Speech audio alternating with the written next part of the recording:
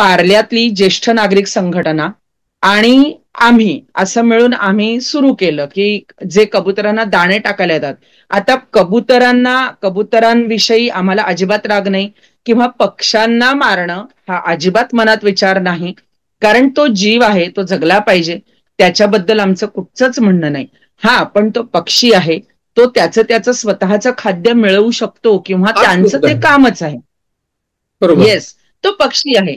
जसं चिमणी, कावळे, पोपट किंवा साळुंक्या येतात आमच्याकडे भरपूर, त्या स्वतःचं खाद्य मिळवतात, त्यांना कोणी घालत नाही. तसंच हा एक पक्षी आहे आणि त्याचं तो खाद्य मिळवेल हे लोकांना समजावून सांगण्याचा आम्ही प्रयत्न केला, सुरू केलं की आता तुम्ही त्यांना दाणे घालू नका. बरं काय होत होतं, ते दाणे आयतं खायला मिळत होतं.